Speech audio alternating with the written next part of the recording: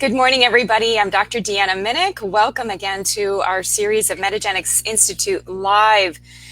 We're doing a sequence with various experts. Okay, so what we were trying to do there was stream on various pages. That's not going to work. So here we are live. Okay. So that was a little bit of an experiment. Here we are. So this whole week, we've had a variety of different experts, and I wanted to bring my friend on, Dr. Alejandro Younger. Dr. Younger is a cardiologist. He's a detoxification expert. I feel like he really embodies and can bring to all of us a discussion around a number of different topics. I'm thinking of metabolic detoxification. I'm thinking about stress. One of the things that he has written about is the interface between functional medicine and Ayurvedic medicine, and looking at how herbs can help us to reach our states of optimal wellness. So welcome, Dr. Younger. Glad to have you. Glad to be here. And it's your birthday, so happy birthday in honor of you today. Thank you. Thanks for coming on. So I got nothing better to do on my birthday than chat with you. Well, it's an honor. We're really glad that you're here with us. So I think just on a personal note, how are you faring in the climate of the swirl of all things COVID-19? I mean, how has your life changed? Well, my kids are in Australia. I haven't seen them for a month. And, that's the really only difficult part for me so far. Other than that, things for me haven't changed that much in terms that I'm a homebody, and I'm not going to pick up my kids from school and stuff, but I work mostly from home, so I keep on doing that. Yeah, but I noticed on your Instagram that you were actually in India just, about 2 weeks ago, when a lot of this lockdown was starting to happen and there were travel restrictions. So did you have some difficulty doing the international travel? So the only difficulty was that I was supposed to come back a few days later than when things hit, and everybody was rushing out, and there were no places on any plane. So I got lucky and found a spot. I had to move my ticket, but other than that, no problem. Yeah, and just in terms of our conversation, because we had another conversation, and you did not seem to be too stressed in terms of, you still kind of had your home base, you were at home. But I guess, have you changed anything just even about your supplements? Are you doing any special regimens just for yourself personally? Or do you feel like, no, everything is just status quo and you're just staying at home?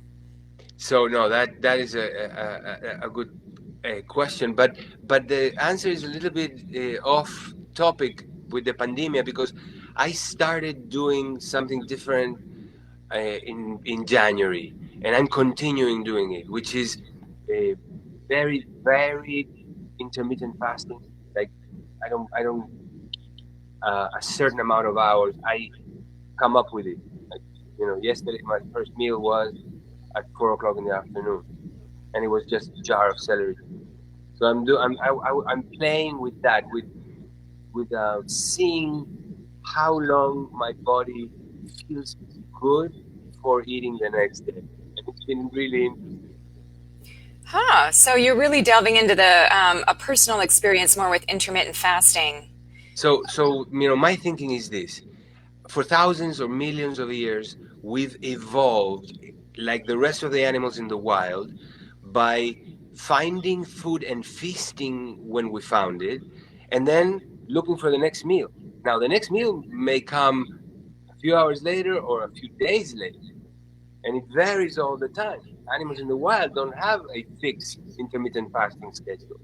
So I am trying to go back to the ways of nature, in a way, because I still live in the city and stuff, but in a way. And that's one of the ways that occurred to me, to make my genes feel like they would have felt in terms of my frequency and of eating, like they would have felt thousands of years ago. Yeah, and especially in these times of the coronavirus, people having to be more minimalistic about the foods that they have, putting together creative combinations. And so a little bit of intermittent fasting may be a good idea for some of us in light of what we know about the science. And just like you said, kind of resetting our physiology, getting us back to Yeah. where nature And has us. maybe this is not a time to, for the first time start experimenting with fasting, because things change when you start doing drastic changes that may not be initially what you expect. You want to expect to feel good, but when you start fasting, the body starts getting rid of mucus, so you start feeling congested at times, which may be confusing. But what I do recommend to everybody is to think of the systems of the body and the energy that is required for them right now. And the digestive system is one system that we put to work too often, too much, for too long. We are digesting all the time. We have breakfast, lunch, dinner, snacks in the middle. Some people wake up at night and eat something. So digestion is happening all the time, which requires an energetic expense from the body. Therefore, not having enough maybe for other things. And the immune system is also a very energy requiring system, right? So there's a balance between giving the nutrients, and the energetic value in food, but not being in the process of digesting all the time. Yeah, no, that makes a lot of sense. And especially our immune system, most of it, 60 to 70% of our immunity is in our gut. And so if we're constantly inundating the digestive tract, we're not giving ourselves enough time to regenerate. So I think Yes, that that that's I always say that digestion, detoxification, and immunity meet in the gut. yeah, yeah, that's very well said. Can you speak a little bit to ancient traditions around thinking about the digestive tract? I'm thinking back to just even in the Ayurvedic tradition and thinking of the different doshas and the constitutional types, which we're now seeing in science that there's some connection into different genotypes in these doshas. But from a constitutional type, we're all very different in our digestion. And so you're experimenting with yours and, as a way to improve your health. What can you tell us even about, looking back to traditional medicine systems and how they might see the digestive immune interface? I know the crowd that may be listening to this talk already knows that health and disease start in the intestines, but but this is not a discovery of functional medicine. Uh, this is functional medicine respecting ancient tradition, right? I mean, I think it was Socrates, or which one of the Greek was that said health and disease start in the intestines. But you can find examples of of wise men and women throughout history that talk about the gut, the intestines being where health and disease begin, right? And in Ayurveda, there's nothing more uh, relevant than that concept for Ayurvedic medicine doctors of the digestive system. And they talk about it in a special way, because they talk about Agni, which is the fire of digestion, and how the fire of digestion is not burning bright, then there's a lot of problems happening, right? And for example, to that point, and tied up with what we were talking before, when you make a fire and you put too much wood on top of it, you suffocate it, and you can turn it off, right? And this is what happens when you eat a lot. When you eat constantly, you are diminishing the fire of digestion, which is really the light that you know that gives life, right? And this is a very important concept in Ayurvedic medicine. They always try to evaluate how the fire of digestion is burning in order to determine if there is a connection with digestion and whatever they're eating. And there usually is, right?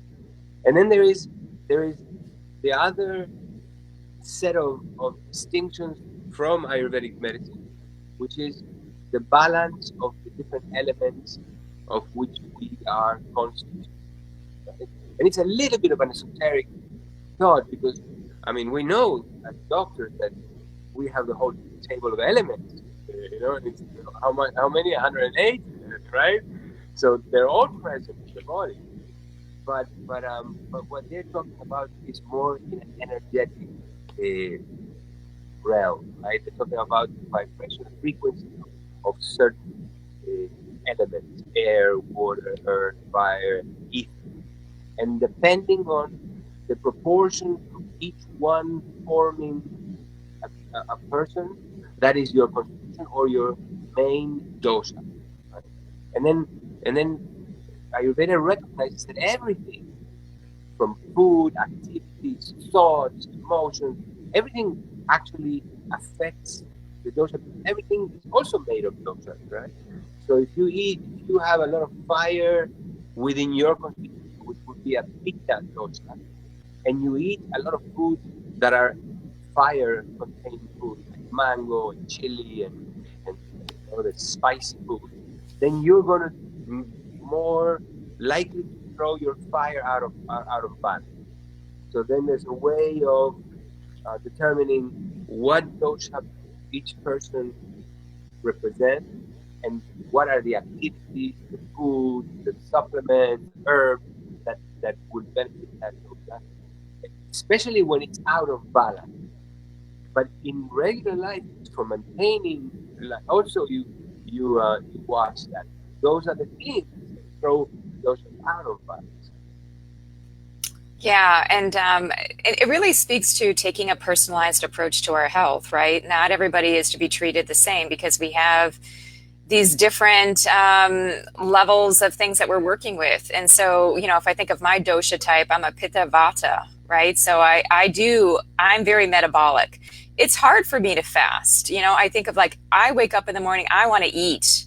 Like my digestive fire is burning. It's like, give me a huge breakfast, And so I think for everybody, we have to really tune into our constitution and be reading that, working with our practitioner to do that.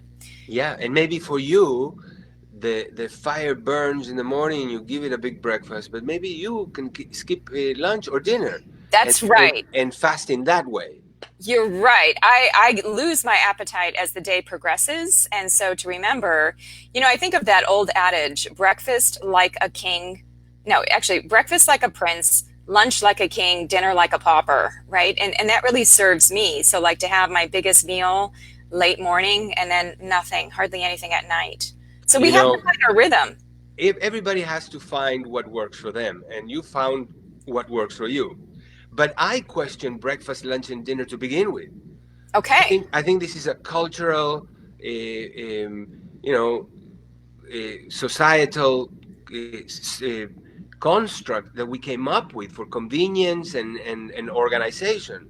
But this is not the way of nature. And this is what I was talking about, that our genes now, in evolutionary sense, right, are confused. So wait a minute, we were fasting and feasting for thousands of years, and now we're eating all day long. Our genes have not yet had the evolutionary time to adapt to that kind of thing. And maybe eventually they will, and we'll be able to eat all day long and not put all this weight, because then our genes will know, wait a minute, 5 minutes from now, another meal is coming. Let's not hoard everything, right? But that's what they're doing now. Yeah.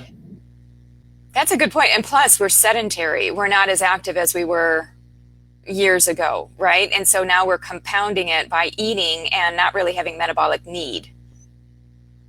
Yeah. And then I mean, it's way more complicated than that, right? Because we used to eat locally and seasonally, right? Right. And now we have blueberries from Argentina and pineapples from Hawaii and dragon fruit from Thailand. That's so true. And maybe now with people being home and not being able to travel and having some changes in distribution, this is going to change our food supply. I mean, I think a lot of people are focused on food right now. You go to the grocery store, things are emptied out. We had a whole conversation yesterday with an immunologist about food safety. It's like we really have to think about our food, what we're eating. And what I'm hearing you say is we need to find ourselves back in sync with nature. We Deanna, have to reset I ourselves. I went to the supermarket twice since I came from India, and I put a mask and I put gloves, and I don't mind looking ridiculous, right? Or being criticized that I'm stealing masks away from the hospitals, which some people have done, and I understand what. But if I think that if everybody went out was using masks, it would bring the numbers down. But what I was getting to was that I couldn't believe what people were focusing on. What is empty at the supermarket? The shelves. Everything with a shelf life. Everything in a can, in a box, in a tube, in a bag, in a nothing in the periphery. I found everything. In fact, I found more variety than usually because everybody's hoarding processed food. Everybody's hoarding food like product. Yeah. Yeah, definitely. I know. I found that an anomaly as well. And if we think of food, the other thing I want to talk with you about is herbs, because you, just based on what you do and the programs that you put together, in fact, as I got my morning tea together, I was thinking of you as I went into my tea cabinet, because there are so many things we can be doing to make sure that we are getting nutrients that are helpful. So, what are some of your favorite herbs? What are some of your basic go-tos? Are you into Tulsi? What from the Ayurvedic tradition, are there certain herbs that we need to be aware of and to be thinking about even within Western culture? So first, I want to clear up the way, because I don't want to come across as somebody that's an expert in Ayurvedic medicine. Right? I am a very curious beginning student of Ayurvedic medicine, and the reason I got into it is not because I thought, oh, let's study something exotic, it was because life brought me to sit with a master of Ayurveda who was also an MD, and who was working with a company there, helping them make their Ayurvedic herbs more potent, right? Because in the Sanskrit scriptures, there's descriptions of how herbs have to be grown, the ones that are not in the wild, right? And which ones need to be from the wild and not grown. So they tell you how much water to put and when to pick them up and how to process them so that they don't lose their prana, right? Yeah. So they took me to this really legend in India, in Lucknow, who was a professor of research in herbs. Anyways, we're sitting there, and he used to see patients in a very unusual way, right? He was in his house in the middle of the city. There was a line of people around the block waiting. He started working at 2 o'clock in the morning, in the afternoon, and worked until 2, 3 in the morning, right? And he used to let in 5 or 6 families and sit them in different areas of the room, the only room that he had. And he would talk to one, and then would talk to another one. He was a very incredible guy. And at one point, he takes out from under his desk my book Clean, which is about detoxification, and it's all based on functional medicine principles and studies. And he looks at me and says, "I read it." That's all. You like it? This is, he said, this is an Ayurvedic medicine book. I said, I said, well, what do you mean? This is a functional medicine book. He said, it's the same thing, right? And this guy showed me what he was doing with herbs, and it just blew my mind. So Hmm. my interest came just from witnessing somebody that was using herbs in the right way and getting results that just challenge everything that I had in my library. So then I started getting interested. I started using them myself. I started giving them to people, and at the time I used a limited amount. I use turmeric. Yeah. Yeah. I use ashwagandha. I use tulsi, holy basil. I use moringa. Yeah, you're a huge fan of moringa. Moringa, You've been talking about that for years. for years. I mean, What? Fidel Castro in Cuba used to eat moringa every single day, and a lot of people credit his longevity because he was in his 80s when he died. But he was a vigorous man until then. Many people attribute his vigor to moringa, and then anyways, moringa has been around for thousands of years. But when I was talking to this Ayurvedic master, he said to me that he, at one point in the past, was the doctor for the Indian army, and they were hiding from the Germans or whatever, and or from the British, and they were stuck in an area where there are a lot of moringa trees, and they only had a couple of cows. And for a few months, the whole battalion was surviving, subsisting on moringa Huh. and some milk.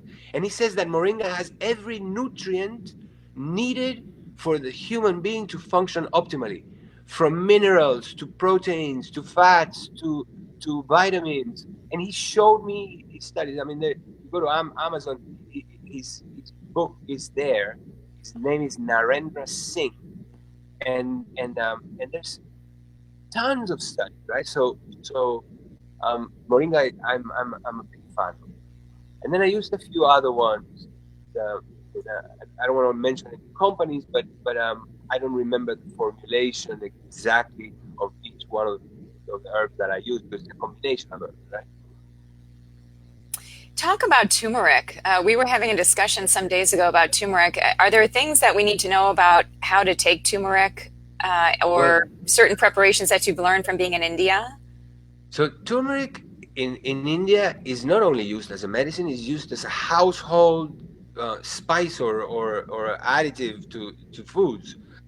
And and uh, and what people talk about a lot is the anti-inflammatory properties of turmeric, of curcumin, right?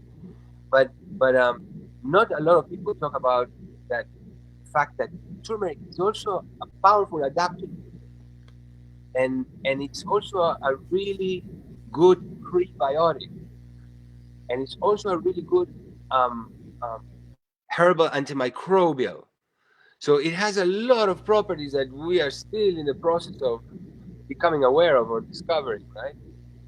I use it a lot, and and Dr. Singh told me that you have to really take a lot in order when you want a therapeutic effect. So he told me about the quantities. Um, I haven't written down somewhere. I don't remember exactly, but I think it's somewhere between 400 and 800 milligrams of the whole The herb. whole, The whole herb. Extracts and tinctures are good, but not as good as the whole herb. the whole herb. And do we need fat for absorb? You know, there are some Yeah. preparations with black pepper and oil, Yes. so Yes. that would be a good That thing. that enhances bioavailability. Yeah. Yeah, I take turmeric just about every day, at least during this time of being more preventative. And I try to take it at night also, so that it's like you said, it has some prebiotic effects.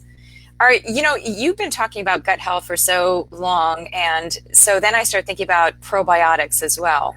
So you just mentioned the prebiotics, the different types of oligosaccharides or different constituents within foods, different fibers that help feed the gut bacteria. Are there certain probiotics that you are constantly going to and that you feel like they're beneficial for so many people? I keep the rule that I um, suggest people to use probiotics that have multi-strain, right? Yep. Rhamnosus, lactobacillus, and many others, and that at least 10, 20 billion per take. Mm-hmm. And the thing is, we're just really learning about the microbiome, right? And now even about the mycobiome with the work of Dr. Ganoon. I don't know if you heard about his new book, Total Gut Balance, in which he talks about the the zoo in the gut is not only bacteria. In a healthy gut, there's healthy fungus too, and we know about Saccharomyces boulardii Mm-hmm. and things like that. But the good yeasts, the bad yeasts, those also are part of the biome, right? And so we don't really know too much. Now, this Dr. Ganoon was talking about how the microbiome, good or bad, many times protects itself under a biofilm or within a Yeah. biofilm, right? Yeah. And how even antifungals cannot reach them. But there's one way of getting rid of them, which is with digestive enzymes, which eats up the biofilm and then exposes them to antifungals, whether natural or chemical, right? Or laboratory. So yeah, the gut is, I think, a fountain of next discoveries that are going to come from exactly this subject. Well, there are so many people talking about the world of fungus and fungi, right? And so we've had some experts on talking about medicinal mushrooms. And I'm not sure if there's kind of an Ayurvedic approach to mushrooms specifically, but I know that they are filled with these different immune modulators. And we just have to know which ones to take and when, because some of them stimulate the immune system and others of them balance the immune system. So, do you Yeah, have a specific take on mushrooms? I don't. I don't. Okay. I haven't really had the time or the interest in mushrooms specifically to go deep into it. But it's been calling me, right? I do want to learn more. So maybe on our next chat. Yeah, no, I just thought of it based on what you were saying about the microbiome, how we are learning more about yeast and fungus and how everything is interacting in the gut. It's so important. And in fact, some people are very concerned about their intake of sugar and how that leads to an overcrowding, overpopulation of whether it's yeast or, kind of going down that path. Yeah. So, just in terms of other things that you'd like to impart to this audience in terms of their immune health, things to be thinking about now, I always think of you when it comes to really and truly the mind and the body. How do you connect the heart? I mean, you're such a heart focused doctor. You're all about love and, expanding and expansion into that aspect of service. And so thinking about the heart during these tender times. And I'm wondering if you wanted to say anything about that, maybe from not just being a cardiologist, but also really connecting into the creative heart, the aspect of us that is maybe experiencing a lot of stress right now. You know, after my training in cardiology at Lenox Hill Hospital in New York, I became really sick, I and know. a lot of it was in my mind. I was depressed. I had allergies and irritable bowel syndrome, and the way that I found myself back to health without taking pills and prescription medication was initially through meditation. That's what really called me, because I realized that my mind was always thinking from the moment I woke up in the morning till the moment I went up back to sleep at night, and sometimes even kept me awake at night. It was thoughts all the time running in my head, and until that time, I had thought of that as, oh, I'm always thinking. I'm a thinker. I think of three things, this and that. But then I realized it's not that I'm a thinker. Thoughts are just happening, and I have no control. They just pop in. I may remember this right now. Where is it coming from? Who is activating that thought at that moment, right? So at the time, I thought I was crazy. There was thoughts are going on their own. I'm hearing voices, even though it was mine.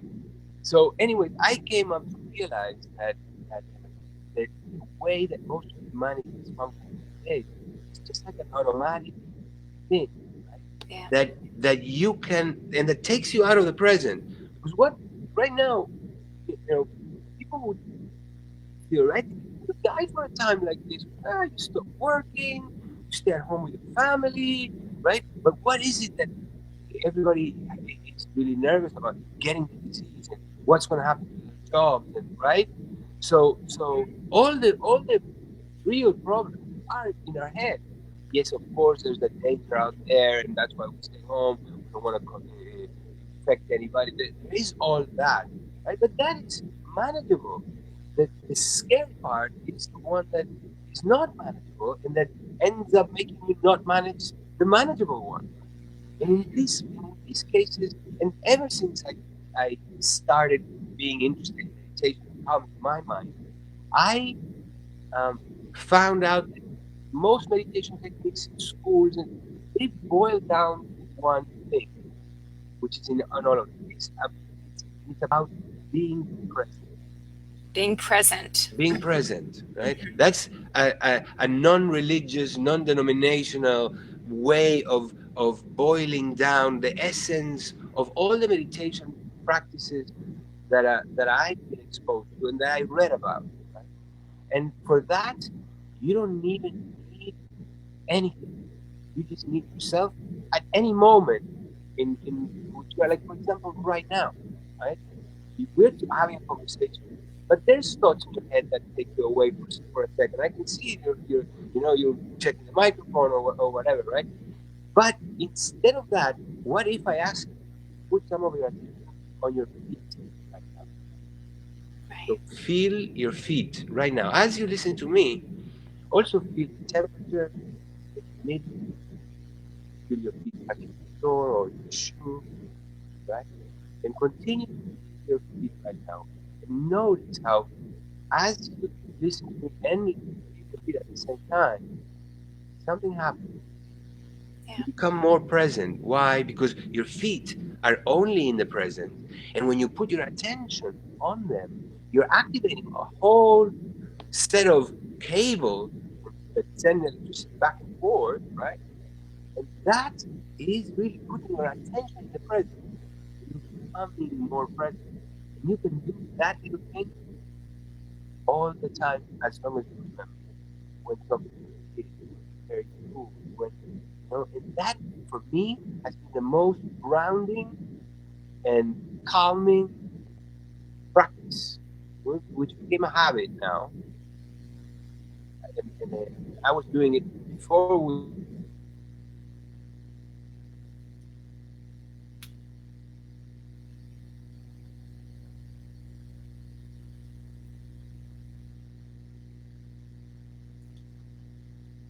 I hello. Alejandro, we're having a little bit of some technical, it seems like a pause, or you might be cutting out a little bit. I missed the last part of what you were saying. We're talking about being in the present moment and how this is the one thing, again, to bring us back, really paying attention to the body as you were going through the feet. Yes. So what I was giving you is a little exercise that I practice Yeah, all yeah. the time, which is putting your attention on your feet. So as we speak right now, you're listening to me. Also, put some of your attention on your feet. I am.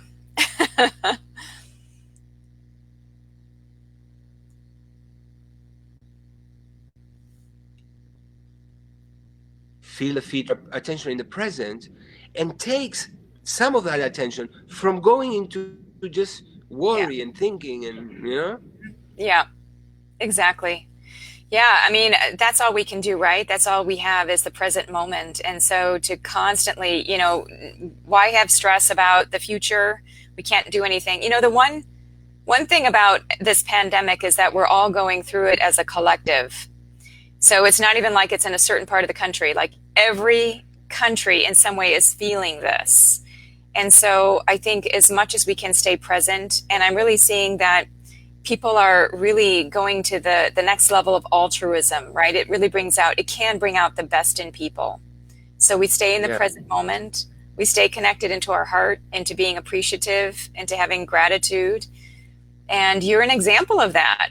You do this. And so thank you. Thank you for sharing this with everybody and, just calling us back, bringing us back to that reset. Yeah, get back to the present and get back to nature. Even in the midst of your modern home, use as little chemicals as possible. Ventilate. Make sure that you sleep in a dark room, right? So there's things that you can imagine yourself being out in nature, and then transform your space as much as possible into that. I feel like that's what this pandemic is about in some ways. If we look at it in multiple levels, it's about how do we harmonize better with what's happening on the planet, and also as people, how do we become more connected as a whole? So I'm hoping for the best when we come out of this, that we'll be closer, that we'll be more connected as people, that we'll be less toxic as a planet.